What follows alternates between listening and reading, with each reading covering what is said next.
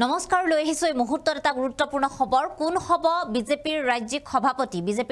সভাপতি নিৰ্বাচন সন্দৰ্ভত ইতিমধ্যে ৰাজ্যৰ মুখ্যমন্ত্ৰী ডক্টৰ হিমন্ত বিশ্ব শৰ্মাই বিশেষ মন্তব্য কৰা দেখিবলৈ পোৱা গৈছে তেওঁ উল্লেখ কৰিছে যে 16 জানুৱাৰী হৈছে বিজেপিৰ ৰাজ্যিক সভাপতিৰ বাবে নিৰ্বাচনৰ পদৰ প্ৰাৰ্থীৰ বাবে মনোনয়ন দাখিলৰ অন্তিম দিন আৰু 17 জানুৱাৰীত সম্পন্ন কৰা হ'ব ৰাজ্যিক বিজেপিৰ নিৰ্বাচন সমিতিৰ কাম আমি জনাম এই মুহূৰ্তত সবিশেষ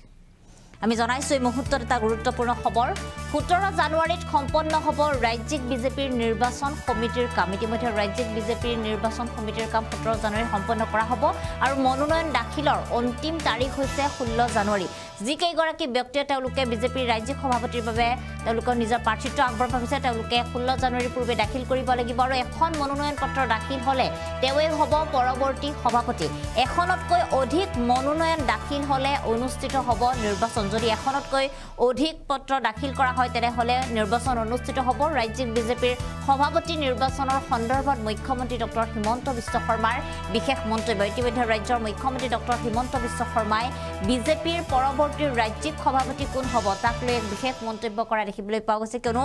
পঞ্চায়ত নিৰ্বাচনৰ পৰা আৰম্ভ কৰি বিজেপিৰ ৰাজ্যিক সভাপতি কোন হ'ব তাক লৈ বিভিন্ন ধৰণে চৰ্চা চলি থকাৰ মাজতে ইতিমধ্যে জিলা সভাপতিসকলৰ নাম উল্লেখ কৰা হৈছে কোন জিলাত বিজেপিৰ জিলা সভাপতিসকল কোন হ'ব সেই তালিকা ইতিমধ্যে প্ৰকাশ কৰা হৈছে আৰু তাৰ মাজতে এতিয়া পুনৰ নতুন খবৰ আহি পৰিছে কিয়নো বিজেপিৰ ৰাজ্যিক সভাপতি গৰাকী কোন হ'ব ইতিমধ্যে ইয়াৰ যেহেতু বৰ্তমানৰ তথা পূৰ্বৰ বুলি ক'ব লাগিব ৰাজ্যিক সভাপতি ভৱেশ কলিতা তেওঁ যেহেতু নিজৰ পদত ইতিমধ্যে তেওঁ অধিষ্ঠিত হৈছে আৰু ইয়াৰ পিছত অৰ্থাৎ ভৱেশ কলিতাৰ পিছত কোন হ'ব বিজেপিৰ ৰাজ্যিক সভাপতি তাক লৈ ইতিমধ্যে বিভিন্ন ধৰণে চৰ্চা আৰম্ভ হৈছে আৰু ইতিমধ্যে মনোনয়ন দাখিলৰ প্ৰক্ৰিয়া আৰম্ভ হৈ গৈছে মনোনয়ন দাখিলৰ বাবে অন্তিম দিন হৈছে 16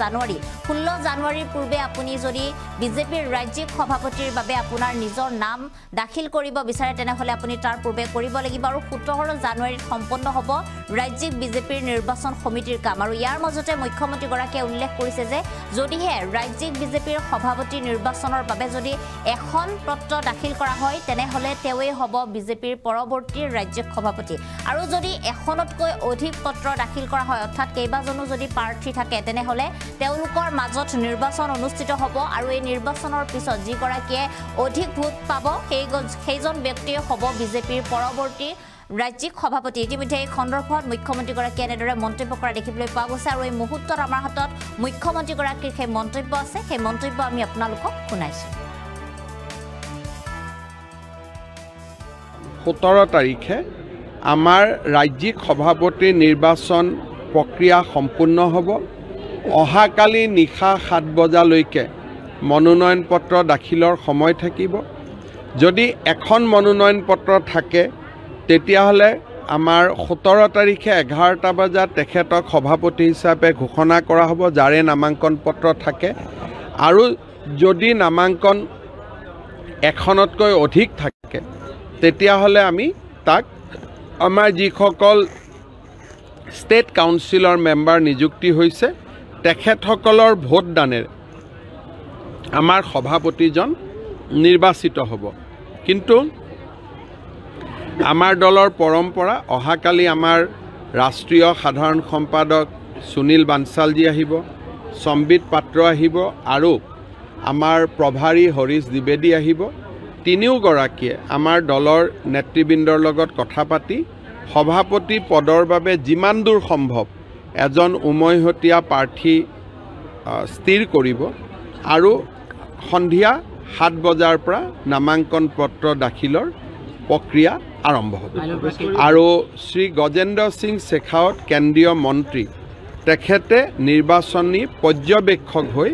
অহাকালি ৰাতি গুৱাহাটীত উপস্থিত হ'ব গোটেই কথাটো ভৱেশ কলিতা ডাঙৰীয়াই যোৱা সময়খিনিত আমাৰ দলক সুন্দৰভাৱে নেতৃত্ব দিছে কিন্তু আমাৰ দলৰ নিয়ম হ'ল যে সভাপতিজন কৰাৰ আগতে